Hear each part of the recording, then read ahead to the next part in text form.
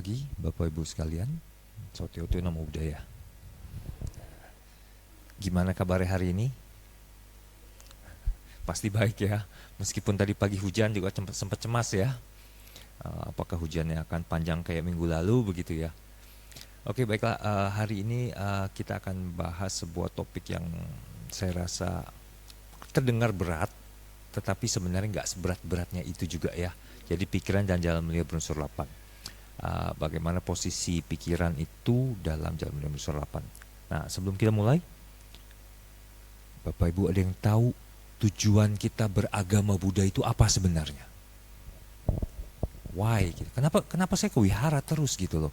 Kenapa saya KTP saya beragama Buddha? Kenapa saya belajar agama Buddha? Apakah supaya hoki? Supaya cari berkah? Supaya beruntung? Menurut Bapak Ibu apa? Karena orang tua agama Buddha. Jadi agama Buddha karena orang tuanya begitu ya. Ya itu nggak salah sih ya. Karena agama itu diwarisin kan ya. Rata-rata diwarisin sampai anaknya besar lalu anaknya bilang, saya mau pindah agama atau saya mau kawin, saya ikut pasangan saya yang baru. Biasa begitu pindah ya. Tapi itu kan kenapa kita beragamanya. Tapi kalau kita menjalaninya, kenapa kita mau menjalani agama Buddha? Supaya cuan, supaya hoki, supaya apa itu? Nah Bapak Ibu ini ke wihara ngapain ini nih? Berbuat baik? Kalau berbuat baik supaya apa dong? Dengerin dhamma. Apa bedanya dengerin dhamma sama saya dengerin atau saya nonton dracin atau drakor gitu? Kan pasti punya tujuan ya kan? Ada yang bilang saya ke wihara karena memberi ketenangan. Tapi pada dasarnya kita lari kepada agama, lari kepada itu ada faktor-faktornya kan. Biasanya karena ingin bahagia kan. You want to be happy, kita mau bahagia, kita mau sejahtera, kita ingin supaya saya menjalani hidup saya benar. Nanti supaya kemudian saya ingin menjamin juga setelah saya mati, di belakang kematian itu hasilnya bagus gitu kan, hasilnya positif. Nah tapi kalau disimpulkan dari semuanya itu sebenarnya apa poinnya? Bahagia kan sebenarnya kan, kita ingin happy kan. Kita pada dasarnya kenapa berbuat baik? Saya berbuat baik supaya saya berdana supaya kaya raya gitu kan. Saya melakukan hal ini supaya dianggap orang lain orang baik. Saya ingin karma baik supaya mendapatkan hasil baik. Nah, menjadi kebahagiaan. Kalau di agama Buddha, diajarin mendapat kebahagiaannya gimana caranya? Slide-nya bisa yang pertama. Kalau kita ingin bahagia, tentu orang bilang kebahagiaan tertinggi, tujuan tertinggi umat Buddha adalah Nibbana. Emang Nibbana sama dengan kebahagiaan? Iya, itu yang mau kita kejar kan. Nah, jalan untuk mencapai ke situnya udah tahu, Bapak Ibu? Hah? Jadi misal gini, kalau saya mau ke Puri Indah, saya tahu jalannya nih. Dari sini saya keluar, Taman Palem, saya muter balik, ikutin aja terus tuh sampai Cengkareng, lurus terus sampai ke Puri. Itu jalannya. Kalau saya mau bahagia di agama Buddha, jalannya itu Jalan Mulia Berunsur 8. Sudah dikasih tahu. Nah, untuk itu, Bapak Ibu, pasti sudah pernah dengar dong ya Jalan Mulia Berunsur 8 ya. Apalagi yang sempat, kalau yang itu yang masih muda-muda dulu ke sekolah, pasti udah pernah lah masuk lah ya. Nah, sekarang kita akan melihat, kita ambil positioning sekarang. Di mana sih peran si pikiran itu dalam Jalan Mulia Berunsur 8? Karena kan kita tahu kita ingin bahagia. Bahagia tertinggi agama Buddha itu Nibbana. Jalannya kita udah tahu. Nah sekarang kita belah, pecah-pecah, ambil komponen pikirannya dalam perjalanan kita mencapai Nibbana itu ada di mana sih? Itu adalah sebuah, semoga topik ini bisa membuka kita, mata kita melihat membuat kita melihat dari sudut yang berbeda ya. Nah, bisa ini rada nggak sinkron nih, jadi mesti manual ya. Bisa next. Nah, jadi kita hari ini kita akan bersinggungannya itu ngambil topiknya, kita pasti membahas Buddhisme. Ya iyalah di wihara gitu ya. Masa kita belajar agama Islam gitu ya atau agama Kristen. Kita belajar agama Buddhisme, kemudian kita belajar tentang apa itu posisi pikirannya dalam jalan menuju 8. Jadi kita ada 3 komponen yang akan bersinggungan di sini. Tidak berat-berat, semoga nggak membingungkan ya Bapak Ibu. Ini seharusnya topik ini tidak menjadi topik yang sangat berat. Bisa next. Nah, kalau tentang potensi pikiran kita lihat, Sang Buddha, khususnya agama Buddha, melakukan penekanan tentang pikiran sangat berat. Kalau Bapak Ibu, ini adalah sebuah ayat di Dhammapada yang sangat terkenal sekali. Dikatakan begini, pikiran adalah sebagai pelopor. Jadi pikiran itu yang mendahului semua fenomena. Jadi kalau Bapak Ibu periksa ke Dhammapada itu bukunya, kalau zaman dulu kan Dhammapada itu di mana-mana ya, biasanya sepasang tuh buku Parita, buku Dhammapada gitu yang bisa digunakan sebagai bacaan dan renungan. Dan seringkali setiap orang biasa punya di rumah.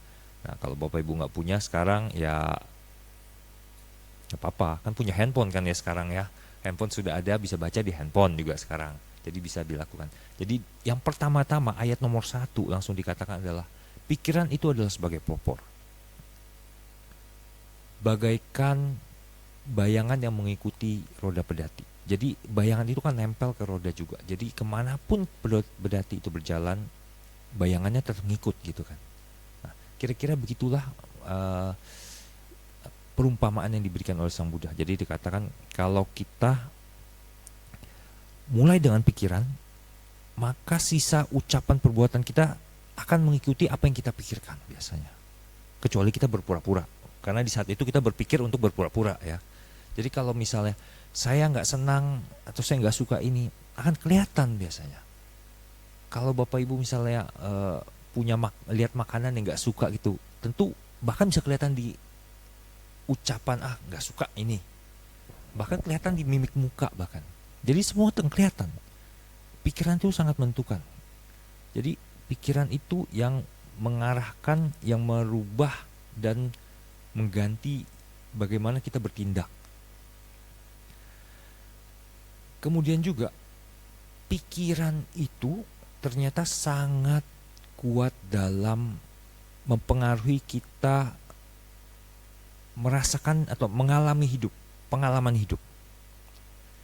Misalnya, Bapak Ibu diberikan sebuah makanan, kasih pisang goreng. Di bayangan kita, pikiran kita apa?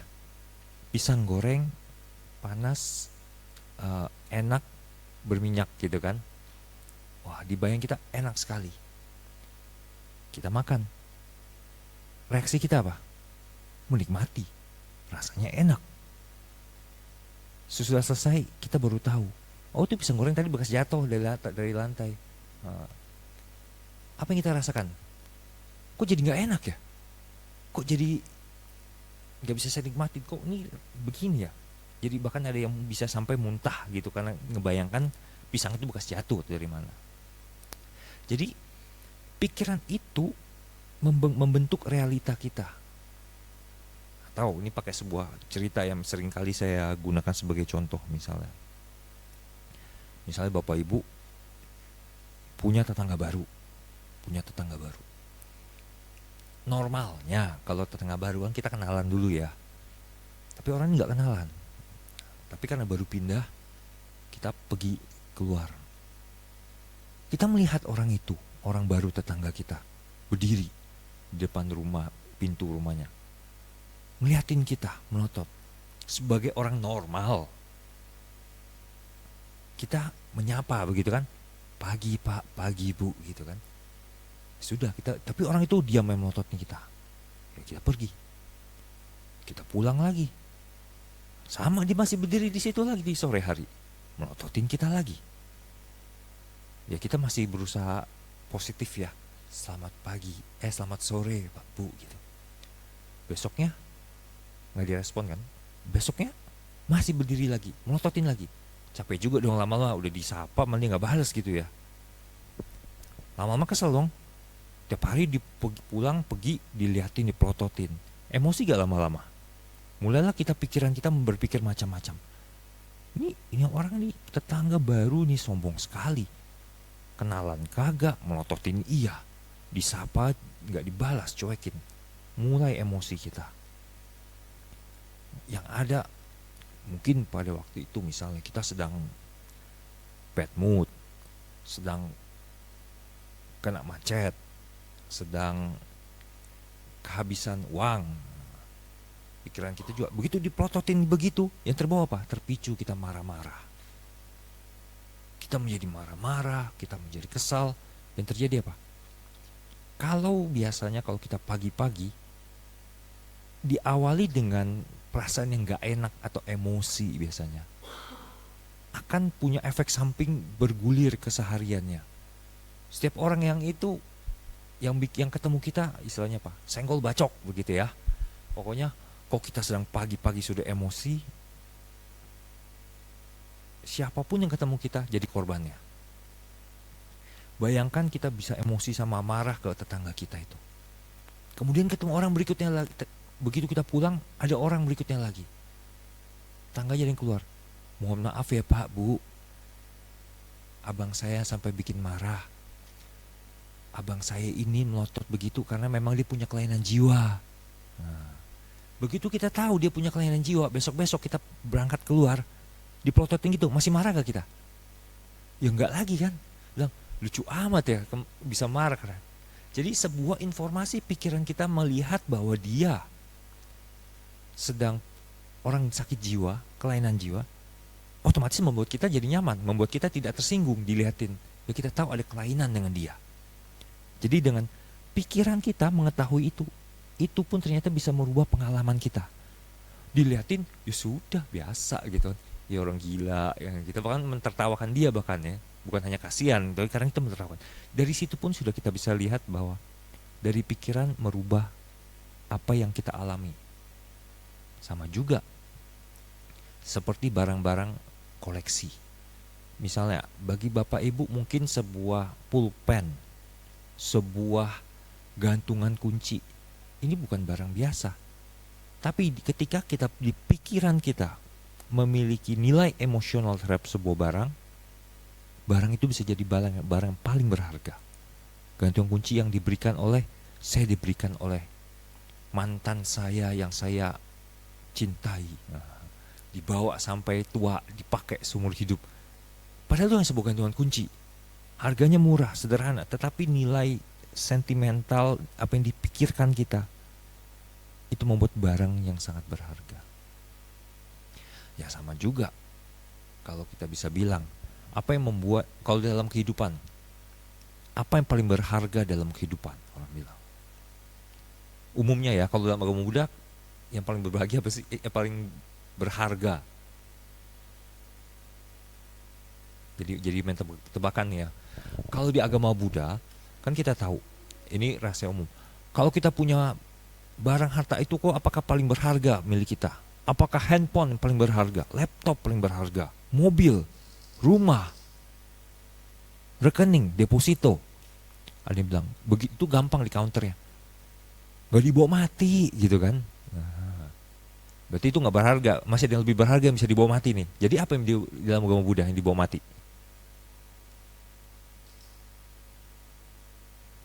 Apa dong? Karma. Itu deposito model baru ya. Deposito ala agama Buddha itu karma baik. Perbuatan baik kita tetap kita bawa terus. Itu benar agama Buddha. Jadi kalau kita punya sesuatu yang berharga, kita jaga, itu karena kita punya ikatan, kita melihat itu berharga. Jadi pikiran kita menentukan pengalaman kita.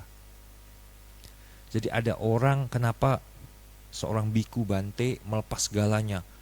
Ada orang yang kita lihat seorang yang sangat kaya raya, pengusaha, dia dengan mudahnya melepas keduniawian, dia menjadi seorang biku. Sedangkan kita cari makannya setengah mati, kerja banting tulang. Ini orang membuang dengan mudah. Karena apa? Karena di pikirannya sudah melihatnya berbeda. Jadi pengalamannya, cara melihatnya sudah berbeda. Yaitu, jadi bagaimana pikiran membentuk pengalaman kita. Nah, kalau kita sudah tahu tadi dalam agama Buddha bilang pikiran adalah pelopor menentukan. Lalu kita lihat contoh-contoh bagaimana pikiran membentuk pengalaman kita. Berikutnya, apa yang kita bisa lakukan dengan pikiran kita supaya kita kembangkan agar kita memiliki kualitas hidup yang jauh lebih baik. Jadi ada beberapa teknik yang kita ketahui. Salah satunya ada yang disebut dengan ini mungkin nggak mengejutkan ya, kita semua tahu, meditasi. Kita tahu meditasi, kita mengembangkan meditasi. Karena dari meditasi sebenarnya kita bisa membentuk pikiran kita agar lebih mendukung dan mengkondisikan kita dalam melihat dunia yang berbeda dan merespon dengan yang lebih baik. Karena sebuah kayak tadi, karena pikiran. Misalnya kalau kita nyetir naik mobil, ada yang kebut, mepet kita, motong kita. Normalnya gimana? Emosi, gak boleh. Ih, ini orang apaan sih nih? Kebut-kebut, motong-motong, nyetirnya gak bener. Emosi. Sejujurnya saya juga merasa begitu kan. Karena bawaan darah ya. Nyetirnya emang saya cepat gitu. Lihat dipotong, emosi saya. Tapi kita bisa merubah cara pikir kita. Mungkin dia kebelet. Mungkin dia kebelet. Mungkin ada keluarganya yang kecelakaan, emergency. Kita mereframing, kita merubah. Jadi kita bisa merubah. Tapi gimana caranya supaya bisa melakukan itu? Ya tentu pikiran harus kita bisa kendalikan dahulu. Kita bisa melihat polanya. Untuk bisa itu, pikiran harus dilatih dulu. Dengan meditasi. Kita dilakukan melatih, sama ya seperti orang, saya ingin kuat mengangkat air galon. Nah, Bapak Ibu yang kuat mengangkat air galon, naikin galon. Kelihatan sederhana ya, tapi itu biang kerok penyakit sakit pinggang gitu ya. Supaya bisa kuat angkat galon, ya tentu ototnya harus disiapkan. Caranya gimana? Ya biasakan mengangkat beban, melatih mengangkat beban. Nggak ada cara lain. Karena cara kerja otot begitu kan. Semakin sering digunakan, semakin kuat. Badan itu sangat adaptif, dalam arti begini, kalau sesuatu itu dipakai, ya mari kita perkuat kalau dibutuhkan.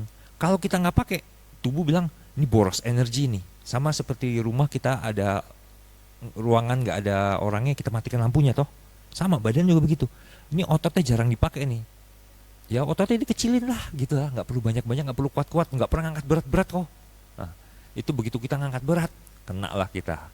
Sama seperti begitu, maka itu kan lagi tren sekarang ya. Kalau sudah di atas umur 40 harus banyak melatih otot karena supaya kekejar, karena kok nggak salah namanya sarkopenia ya, otot otomatis akan mengecil ketika menua. Jadi disarankan semakin tua ya semakin banyak kita latih otot. Tujuannya apa? Kalau ada otot berarti kita kuat bukan kuat jadi atlet angkat besi, tetapi kuat dalam beraktivitas. Kita banyak rebahan doang, banyak tiduran doang, scrolling TikTok gitu ya. Ya badan bilang hemat energi, kita singkirkan yang nggak butuh. Ya akibatnya badan semakin kecil dan semakin lemah. Itu yang berpengaruh. Kalau udah tua sangat berpengaruh. Nah, jadi sama kayak pikiran, ternyata pikiran semakin sering kita latih, semakin mudah kita kendalikan. Dalam arti kan kita mengkondisikan pikiran, karena kalau kita jarang bermeditasi, pikiran kita akan mudah sekali. Karena dalam meditasi kan yang dilatih sebenarnya cuma duduk, perhatikan napas. Napas masuk, napas keluar. Napas masuk, nanti siang makan apa ya? Kayaknya enak nih makan kue tiaw goreng ya. Oh iya, balik ya, fokus lagi. Napas masuk, napas keluar. Karena kita sering melakukan itu, pikiran yang loncat-loncat nakal itu, sama begitu kita emosi muncul, Kita bisa ambil napas, begitu mau emosi marah, napas masuk, napas keluar, lupa marahnya. Kita nggak kebawa emosi. Sehingga kita bisa merubah pengalaman kita. Itu penting sekali khususnya bagi orang-orang yang sering bekerja, misalnya bertemu dengan orang, apalagi kalau di retail ya. Bapak Ibu misalnya, Bapak Ibu lagi jualan nih, jualan barang gitu ya, punya restoran. Kalau sedang emosi, customernya malahan didamprat, dimarahin, cepetan pesannya, nggak usah mikir banyak. Yang terjadi apa? Customer kabur. Padahal kita tahu, ini yang pekerjaan kita, masa kita harus bisa menahan, mengendalikan pikiran, ambil napas keluar. Kita jawab dengan ramah, hasil akan berbeda. Itulah sama seperti ketika kita menyetir. Disalip, bawaannya mau marah nih, ambil napas masuk keluar. Oh, bisa kita arahkan, oh mungkin dia sedang kebelet.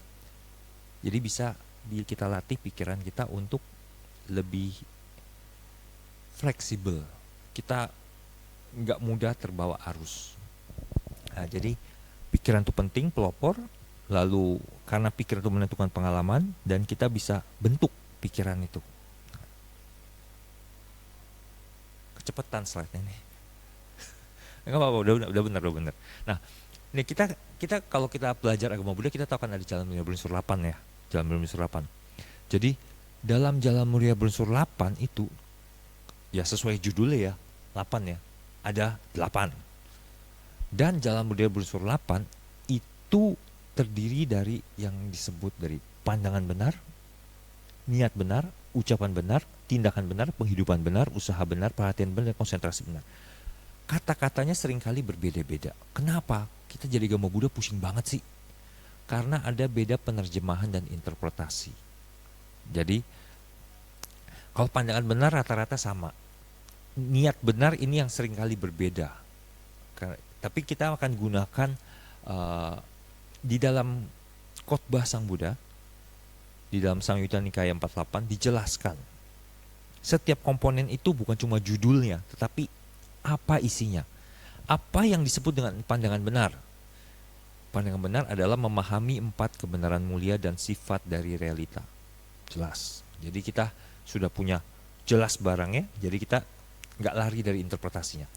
Lalu niat benar, karena penerjemahan bisa beda-beda, tapi kita ambil, yaitu melatih pikiran melalui melepas niat baik dan tanpa menyakiti.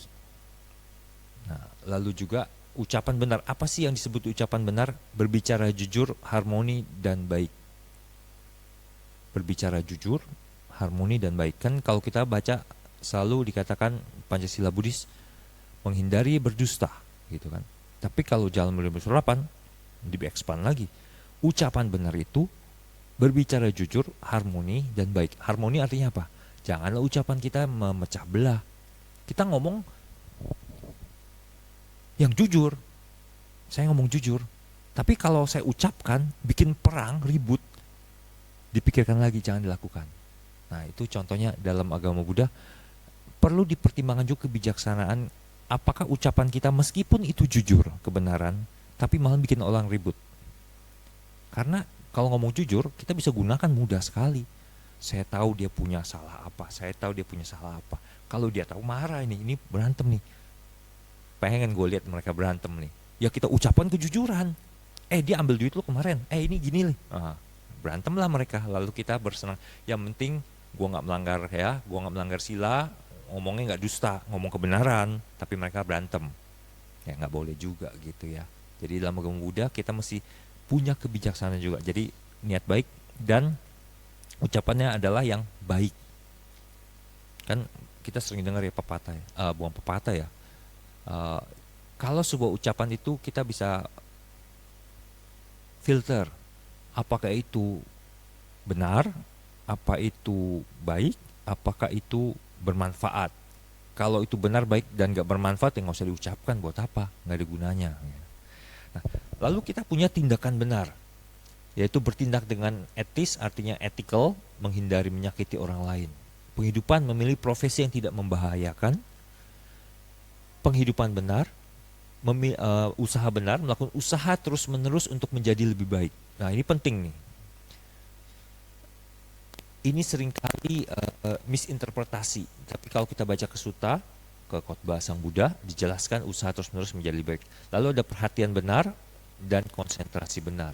Nah, tapi yang kita pelajari selama ini, kalau kita sering dengar, yang populer adalah, bisa di next,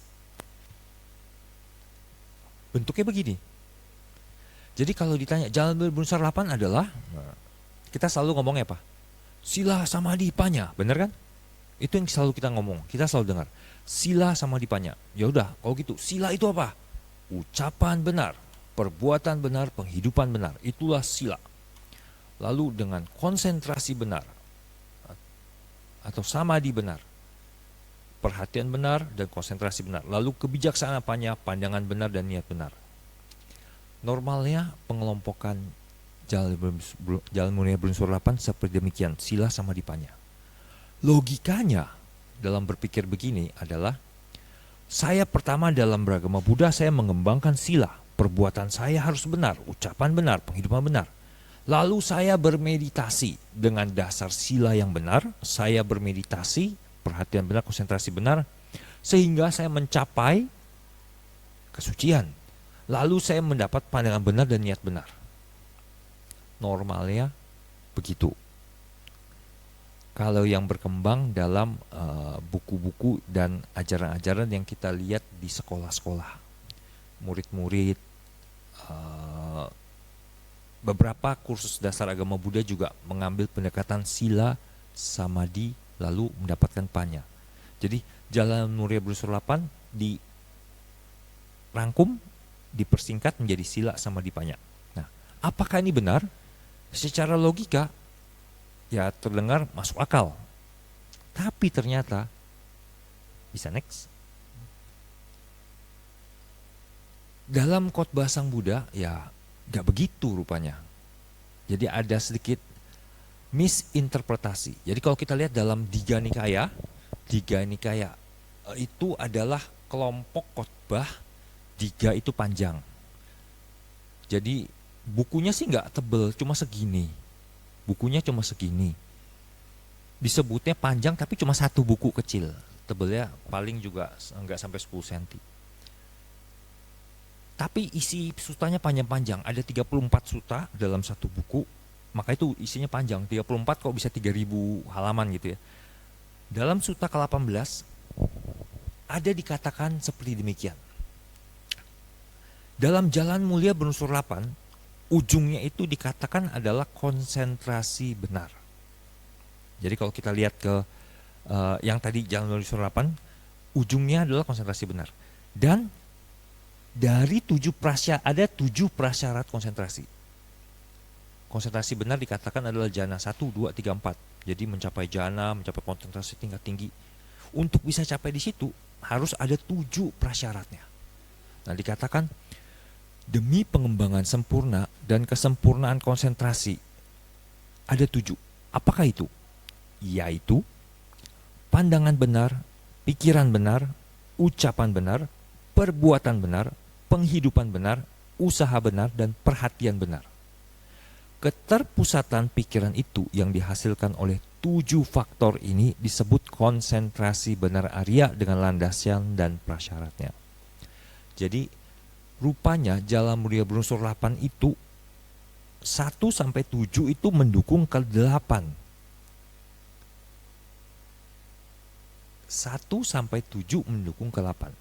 Dari pandangan benar. Jadi urutannya rupanya, kan kita ngomong selalu sila samadhi panya ya. Tapi dalam sutta rupanya urutannya yang pertama adalah pandangan benar.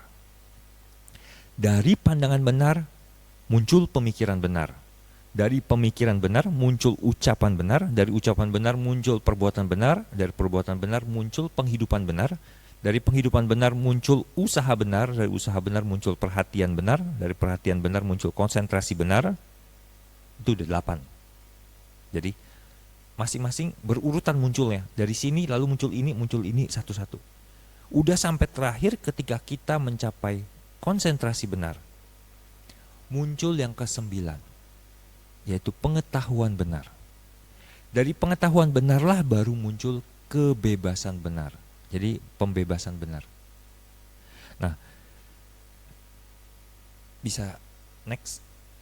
Nah, di sini. Jadi jalan mulia berunsur 8 itu yang di atas. Yang di sini adalah 2 tambahan ekstranya. Jadi dimulai dari pandangan benar, lalu muncul niat benar, lalu muncul ucapan, tindakan, penghidupan, usaha, perhatian, dan konsentrasi. Tadi dikatakan inilah konsentrasi benar yang didukung oleh 7 prasyaratnya.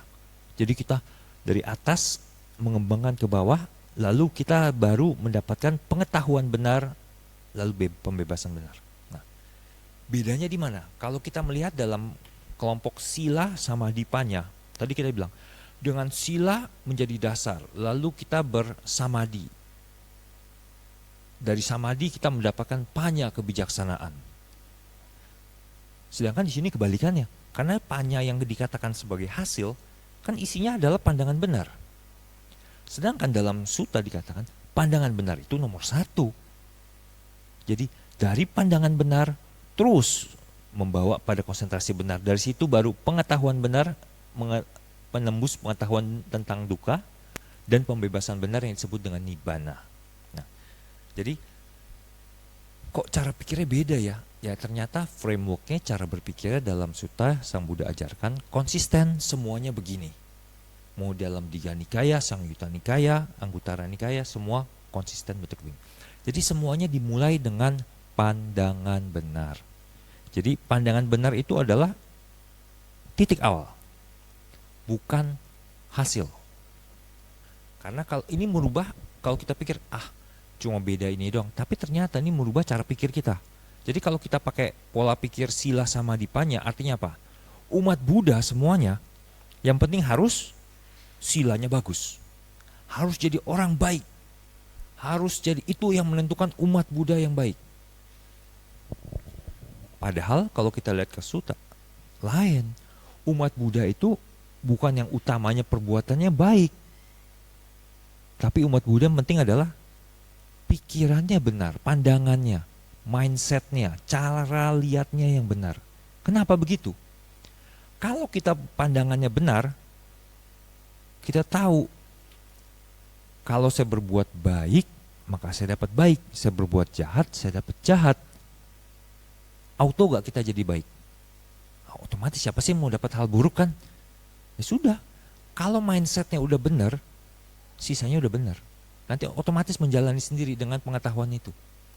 Tapi kalau kita sibuk, yang penting gue berbuat baik, mau dana terus, tujuannya apa? Tapi tidak punya mindset pikiran yang benar. Tujuannya apa sih sebenarnya berdana?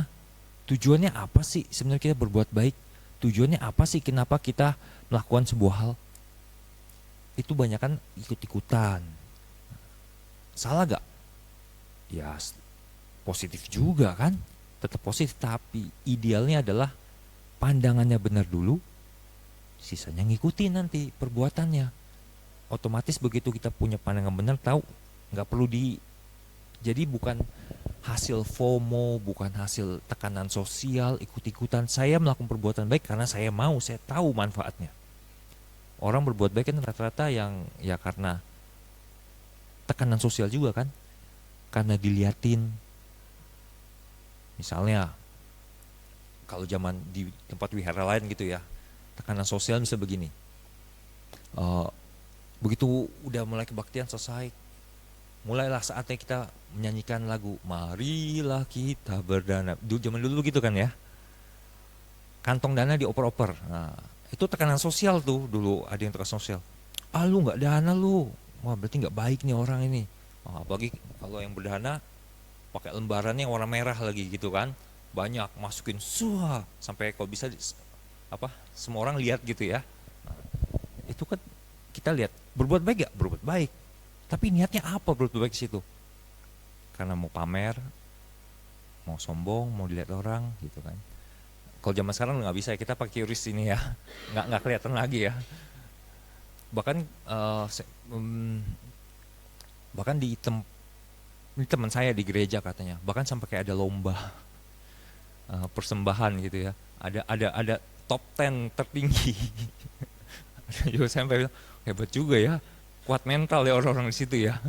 Kalau punya uang ingin terkenal di gerejanya, bahkan dia sampai sumbang yang besar supaya namanya masuk top 10. Ya, pinter-pinter pengelola gerejanya itu ya, pinter-pinter ya. Nah, balik lagi, jadi kita soal pandangan benar. Jadi dalam agama Buddha yang penting pandangannya dulu, mindsetnya dulu. Itu yang paling penting. Maka itu juga dalam uh, tingkat kesucian. Tingkat kesucian. Sebelum kita mencapai tertinggi kan, paling tertinggi apa? Arahan kan? Arahan. Arahan itu paling tinggi. Tapi untuk paling bawahnya masuknya namanya kan Sotapanna kan? Sotapanna itu apa yang dipatahkan? Kan ini jadi panjang lagi, nanti masuk teori lagi ya.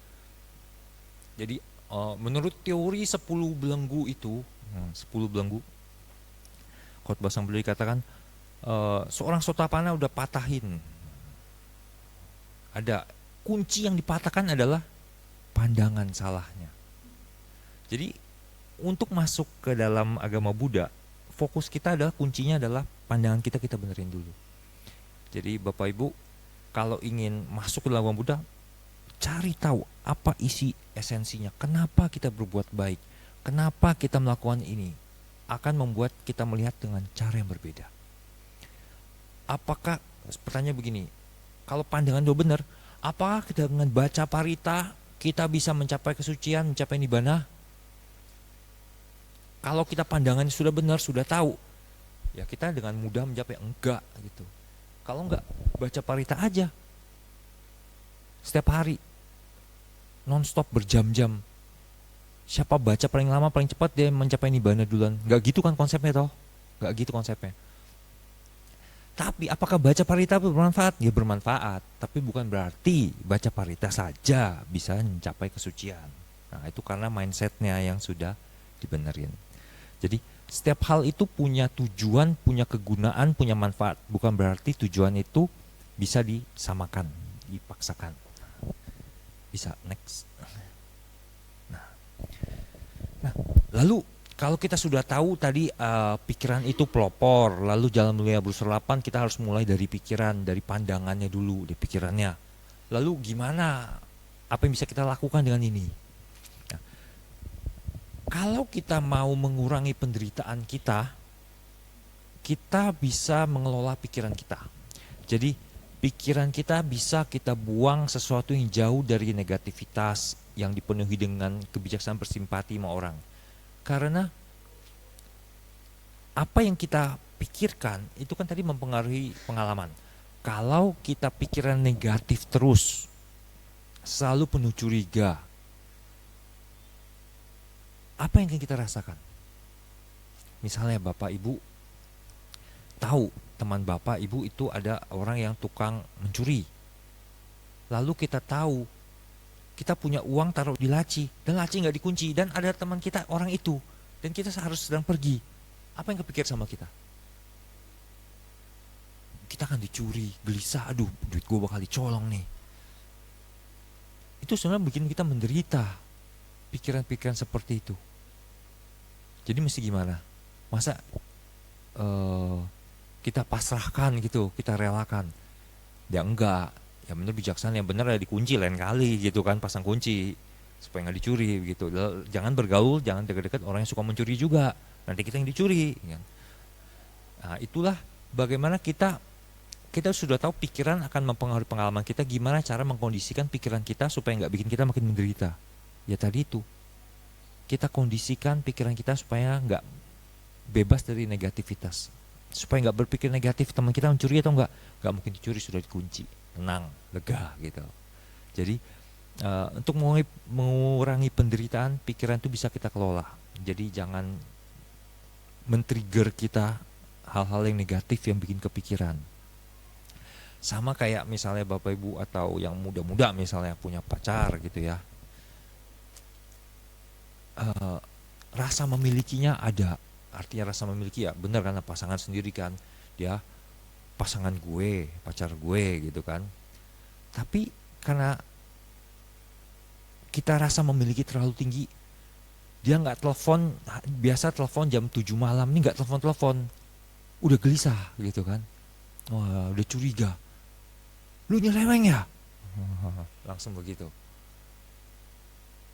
Itu artinya sebenarnya kita yang membuat diri kita menderita sendiri kan. Dia bilang, enggak, orang dari tadi lagi mules di WC, ya, nggak sempet telepon. Nah gitu kan. Masa hal seperti itu pikiran kita bermain, pikiran kita yang membuat-buat skenario yang sebenarnya nggak terjadi, itu yang menyiksa kita juga. Jadi kita kelola pikiran seperti itu, jangan dilanjuti ya. Istilahnya kalau kepikiran macam-macam, ya tadi kita kondisikan pikiran. Gimana cara supaya kondisikan pikiran? Latih meditasi supaya tahu pengalaman. Pikiran macam-macam, oh napas lagi. Nanti dia akan pergi. Pikiran seperti itu. Lalu dengan pikiran yang baik, orang positif, kita bisa meningkatkan kebahagiaan. Maksudnya begini, Bapak Ibu, pernah gak ketemu orang yang kalau ketemu orang itu bawaannya happy aja? Ini orang kesannya bikin suasana jadi ceria. Ketemu orang, kalau ada dia, kalau kita ngumpul, wah jadi seru, rame. Pernah gak? Pasti ada kan yang begitu teman kita. Kenapa? Karena dia berpikiran selalu positif, dia selalu bahagia, mempengaruhi. Jadi pikiran positif, kebahagiaan itu sangat bisa ditransfer, terpengaruh, mempengaruhi orang. Jadi kalau cara sederhana begini aja lah. Kalau misalnya ada orang gak kenal datang, mukanya melotot, galak, masuk, kan kita udah curiga macam-macam kan. Tapi kalau orang, ada umat misalnya baru datang, mukanya tersenyum, bahagia, ramah terlihatnya, kita efeknya gimana? Ikut bahagia kan? Oh aman kayaknya nih, nggak merasa takut gitu kan. Jadi ternyata sebuah senyum saja kita bawa, itu bisa merubah suasana. Nah gimana cara menjaga kebahagiaan? Ya, tadi itu, kita bawalah pikiran kita yang positif, yang bahagia, yang enjoy, yang nggak curigaan. Jadi apapun yang kita lakukan ya, ini sempat saya coba dulu, saya pernah praktekkan. Saya merasa saya kondisikan pikiran untuk hal-hal yang positif, senang gitu kan. Kebetulan saya dulu bekerjanya ya sampai sekarang juga di bidang konsultan. Jadi ketemu customer, ketemu orang konsultan. Kalau kita berikan, ya terutama bagi yang bekerja di kayak customer service juga ya, kan lebih enak kalau kita ketemu customer service yang tersenyum, menyapa dengan baik daripada mukanya cembetut kan. Sama, saya berusaha tersenyum, memberikan selalu positif, membawakan aura yang positif ya. Jadi dia akan menjadi senang, terpengaruh, dia merasa oh kerjain project kalau sama Benny itu enak, bawaannya nggak stres, kita bawa santai. Kalau ada masalah nggak panik, tenang aja, kita bisa diskusikan pelan-pelan, cari solusi gitu kan. Daripada begitu masalah, aduh gimana ya, wah gebrak meja, stres, garuk-garuk kepala, teriak suara tinggi. Padahal itu masalah yang bisa kita selesaikan dengan sama-sama selesai, sama-sama dihadapin. Yang satu dengan suara tinggi gebrak meja, yang satu diselesaikan dengan sambil napas pelan, santai aja dijalani, tersenyum. Nah itu pilihan aja kita mau berjalan yang mana. Tapi gak semudah teori ya, praktek saya yakin lebih susah. Di saat tekanan mental sudah tinggi juga kadang-kadang kita goyah ya, kita goyah. Udah lembur, ini gak selesai-selesai, tiba-tiba muncul masalah besar, pulang udah jam 11 malam nih gak pulang-pulang, gimana? Ya waktu itu sempat saya lembur jam 12 itu, ini gak selesai-selesai nih problemnya, masalah keluar terus baru selesai ketemu lagi. Tapi saya pikir lagi, saya marah-marah pulang jam 12, saya bawa santai pulang jam 12, pilih mana gitu. Sudahlah, ya bawa santai aja lah, sambil happy-happy, senyum-senyum lah, senyum menertawakan nasib sendiri. Tapi lebih baik daripada saya ngedumel gitu kan. Nah, karena kita punya menyebarkan kebahagiaan itu, otomatis kalau kita bahagia, kita punya hubungan sama orang lain lebih baik juga. Kalau Bapak Ibu punya circle teman, tetangga, toko atau apapun itu, Kalau kita terlihat ramah tamah, senyum-senyum, nggak pernah marah-marah, bentak-bentak sama tetangga, mereka juga jadi senang dengan kita kan, hubungannya jadi baik. Daripada ini sebelah nih marah-marah, banting-banting pintu mulu, serem, takut gitu kan, nggak berani ah. Kalau kita sebagai orang yang ramah, menunjukkan dari wajah, ucapan, perbuatan baik, orang kan senang dengan kita. Hubungan keluarga menjadi baik. Hubungan dengan orang lain yang tidak kenal juga menjadi baik. Nah, karena sudah pikirannya positif, kita punya pertemanan baik, kita menjadi enak, stresnya turun kita otomatis. Otomatis pengaruh kemana? Kesehatan kita juga. Apalagi zaman sekarang lagi ngetren penyakit GERD ya Bapak Ibu ya. Ada yang pernah ngerasain Bapak Ibu GERD? Oh, penyakit yang ajaib. Kadang-kadang gua mah nggak stres, gua mah nggak stres, ngomongnya gua nggak stres, padahal badannya berkata lain gitu kan. GERD, stres, asam lambung sakit, naik ke atas, lalu batuk-batuk, tenggorokan perih, banyak dahak, susah nafas. Ya, itu bisa berpengaruh ke kualitas hidup kita. Gara-gara kita marah-marah, stres, asam lambung naik, kemana-mana kita kena jadinya kan. Jadi itu ya nggak sehat juga. Bagi yang Bapak Ibu yang nggak aware dengan kondisi itu, coba biasanya perhatikan, kalau lagi kerja sama lagi liburan, ada bedanya nggak gitu. Nah, kalau lagi liburan mah enak, apalagi Bapak Ibu yang pecinta kopi ya. Nah, saya gitu, kalau lagi kerja minum kopi, aduh nggak enak nih, mahnya udah perih nih. Padahal, tapi kalau lagi jalan-jalan, lagi liburan, sehari saya kopi 2 kali juga hajar aja, nggak masalah nih, enak. Kayak begitu kan. Ternyata pikiran mengkondisikan lambung, kena kopi makin sakit. Tapi kalau begitu kondisi sedang happy-happy, kena kopi saya nggak apa-apa. Aneh kan? Ya ini hasil observasi pribadi ya, tiap orang berbeda-beda ya. Bapak Ibu kan punya badan yang berbeda. Karena zaman dulu saya juga sehari kopi 6 kali mah hajar aja, santai aja. Makin tua ya badan nggak bohong, usia nggak bohong. Lalu kalau kita punya pikirannya positif kayak tadi, kita bikin tambah bahagia, hubungan dengan orang yang baik, kesehatan makin baik, kita bisa mengembangkan spiritualitas kita dalam mempraktekkan agama Buddha juga dengan baik. Karena dalam agama Buddha kan disuruh kan berbuat baik, semua yang positif, yang kusala dilakukan, aku salah dihindari. Pikiran positif mempengaruhi banyak hal, jadi positif semua. Jadi ya pasti mendukung kita mempraktekkan mencapai nibbana. Kan tadi katakan, pandangan benar, pikiran benar mempengaruhi ke bawah. Jadi kalau kita perbaiki sini ke bawah otomatis gitu kan. Jadi pikiran baik ya tentu harus kita kembangkan. Mau untuk kehidupan sekarang maupun mencapai tujuannya nanti. Kalau kita orang baik, kita sekarang bahagia. Kalau sekarang kita bahagia, kita cenderung melakukan perbuatan-perbuatan baik. Kalau kita banyak melakukan perbuatan baik, nyampe di mana gak? Oh belum nibbana. Terakhir lagi jadi alam yang lebih baik, ataupun jadi manusia lagi kalau beruntung dengan kondisi yang baik kan.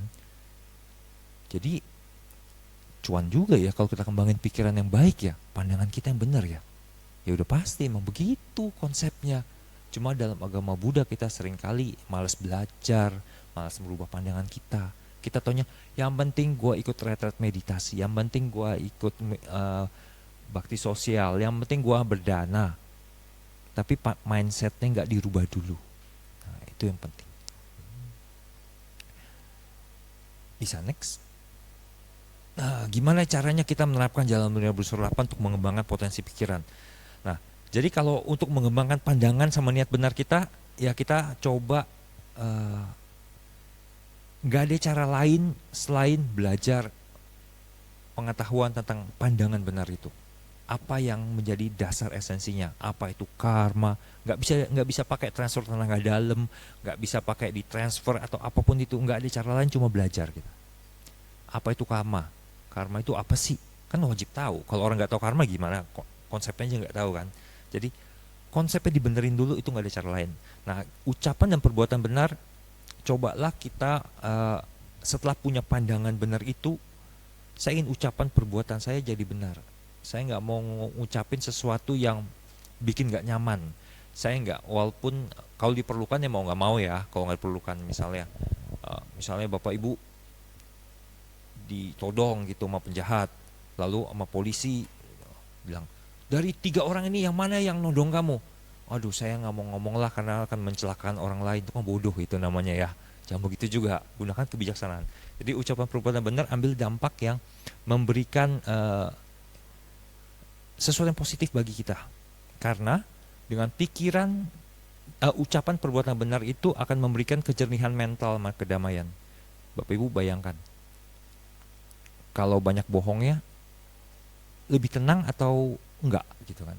Pakai logika begitu aja. Kalau Bapak Ibu tukang mukul orang, bikin tenang atau enggak? Ya enggak toh. Wah, gue tonjok ini orang nih, besok dia balas dendam nih, takut lewat situ kan, kepikiran. Kalau kita nggak punya musuh, jalan ya jalan aja, ketemu siapapun hai, bahkan ketemu teman terus kan. Beda, enak. Jadi ucapan perbuatan kita ternyata mempengaruhi kehidupan kita, mana yang lebih positif, ambil yang itu aja. Penghidupan benar. Jadi berusaha juga ya pengaruh juga. Jangan sesuatu yang bikin kita gelisah. Jualnya apa? Saya jual narkoba gitu kan. Apakah narkoba bikin happy kan? Katanya habis pakai narkoba bikin seneng. Kan nggak melanggar gitu kan. Tapi kan begitu pakai, pengguna narkobanya habis menjadi ketagihan macam-macam, berarti kita sebenarnya nggak langsung mengkondisikan orang itu jadi gitu kan. Itu kebayangan terus mempengaruhi. Kalau bisa kasih pekerjaan yang sesuatu yang tidak mempengaruhi kesehatan mental kita. Contohnya misalnya saya berdagang rokok misalnya, Beb, boleh gak? Ya secara teknis gak salah ya. Tapi kalau Bapak Ibu tahu, ngelihat ada orang beli misalnya, lalu sering beli rokok di Bapak Ibu, lalu orangnya kena kanker paru-paru, kepikiran gak kita? Kepikiran kan? Kalau bikin kepikiran ya jangan jual gitu. Jadi gak ada garis clearnya, tetapi sesuatu yang tidak pengaruhin ke mental kita. Lalu usaha benar, ini yang penting dalam agama Buddha. Tidak semua hal bisa dilakukan sekejap. Kita tidak pada zamannya ketika kita dengar ucapan Sang Buddha sekali langsung tercerahkan gitu ya. Jadi perlu kita mengembangkan pelan-pelan. Ya mereka kan punya tanda kutip karma baik yang banyak banget ya, bisa kondisinya pas gitu. Bukan berarti Sang Buddha ngomong semua orang langsung tercerahkan, nggak begitu konsepnya. Bukan Sang Buddha yang mencerahkan, tetapi Sang Buddha memberi arahan yang dengar tapi kalau yang dengar ternyata nggak punya kondisi yang mendukung, banyak. Sang Buddha juga kan yang kita dengar kan dari cerita-cerita cuma dengar bahwa Sang Buddha khotbah tercerahkan, Sang Buddha khotbah tercerahkan. Ada gak kasus Sang Buddha khotbah malahan dicibir? Ada, banyak juga di Sutta. Cuma itu seringkali nggak di highlight gitu. Padahal mereka yang kurang kondisinya untuk memahami ajaran Sang Buddhanya. Bahkan ketika Sang Buddha pertama kali tercerahkan, lagi mau cari 5 petapa itu, ketemu jalan, ketemu seorang petapa. Petapa itu ya, kamu siapa? Saya Siddhartha, putra dari keluarga Gotama. Saya sudah tercerahkan. Jadi biasa Sang Buddha kan bilang saya sudah tercerahkan macam-macam. Dia bilang, oh gitu ya, ngaco nih orang nih, dia pergi. Itu ada di Sutta diceritakan di Majjhima Nikaya 26. Jadi orang pertama yang ditemui Sang Buddha setelah mencapai pencerahan, malahan nggak percaya, melecehkan Sang Buddha. Itu ada juga. Ya ruginya siapa kan? Bukan kan konsepnya bukan Sang Buddha mencerahkan orang pakai magic atau apapun itu, tapi kan dengan ajaran yang mendengar paham, memahami, tembus gitu kan. Itu konsepnya. Sama, karena kita nggak ketemu Sang Buddha gitu ya, kita usaha lah ya, kita usaha lebih lah zaman sekarang. Nah, lalu di perhatian konsentrasi benar kita mengembangkan kesadaran dan fokus mendalam yang mengarahkan pada pemahaman dan pembebasan. Jadi kalau sudah pandangan benar, sisanya mendukung. Ya kalau kita mau one step lagi untuk melangkah, ya kita lakukanlah rajin mengembangkan meditasi, lalu mencapai tingkat kesucian dengan konsentrasi benar jana-jana itu. Nah, Nah, maka itulah kita coba terapkan latihan mindfulness pada kehidupan. Mindfulness ini sebenarnya konsep Buddhisme yang diambil sama Barat. Jadi Barat itu melihat ini bagus nih konsep mindfulness ini. Jadi bule-bule itu mencoba sekarang mengambil konsep mindfulness itu sama satinya itu dimasukkan ke jadi sebuah terapi di Barat, tapi nggak bawa agama. Itu dilakukan. Jadi mereka sendiri mau melakukan itu karena dianggap positif, bisa mengembangkan, bisa melatih mental. Orang bisa, ada beberapa kasus psikologi bisa yang diatasi dengan ini, tapi nggak semua hal ya. Nanti bilang oh meditasi adalah obat segala hal. Ada orang yang skizofrenik atau sedang itu disuruh meditasi bahkan dia mulai terbayang macam-macam makin parah gitu kan. Jangan begitu juga. Jadi ya kita sudah dalam agama Buddha ada diajarkan, dalam Jalan Mulia Menuju Surga ada, ya kita kembangkan karena untuk mencapai konsentrasi yang tinggi sekali jana itu diperlukan perhatian mindfulness ini. Jadi step kita PR-nya masih banyak ya. Kita nggak tahu, kita mungkin pandangan gue udah bener, perbuatan gue juga udah bener.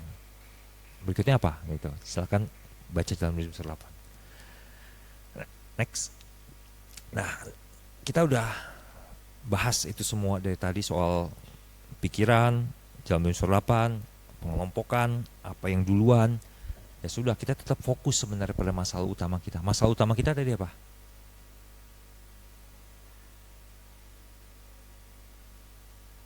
Kan tadi bilang, tujuannya kita mencapai Nibbana. Lawan di kutub sebelahnya dari Nibbana itu apa yang mau diselesaikan? Kita mencapai Nibbana supaya tidak ada duka. Itu konsep lagi. Jadi kita fokus sebenarnya kita hidup di dunia yang tidak selalu sesuai keinginan kita. Duka always around us. Jadi ketidakpuasan selalu ada di sekitar kita. Ya nama pun berkondisi gitu kan. Duka ada selalu di mana-mana. Ya kita hanya bisa arahkan pikiran kita. Kita perkuat support system. Nah support system penting. Kenapa? Karena lingkungan sangat berpengaruh sama kita. Ya conditioning. Support system di mana yang benar? Ya kayak di wihara sini gitu kan. Punya teman-teman yang baik. Punya lingkungan yang mendukung. Ada acara meditasi atau kebaktian. Itu sebagai support system. Pertajam pikiran, kalau sudah pertajam pikiran, kita latihan, pasti kita dapat cuannya, kita dapat ke hasilnya dari pengembangan pikiran kita. Nah, itulah yang bisa saya coba singgung di hari ini. Semoga bisa merubah cara pikir kita dan cara strategi kita dalam menjalani hidup. Karena Buddhisme itu bukan agama ajaran yang mudah sekali. Bukan konsepnya kita percaya maka engkau terselamatkan. Bukan begitu konsepnya di Buddha. Buddha itu karena konsepnya guru dan murid, jadi guru ngajarin, murid dengerin, belajar, lalu dipraktekin. Itu kesulitannya agama Buddha. Nah itu juga mungkin yang bikinnya agama Buddha berkurang ya. Agama Buddha dianggap ini kok jadi beban, sedangkan dalam agama lain mungkin belajar agama itu sebagai penyelamat.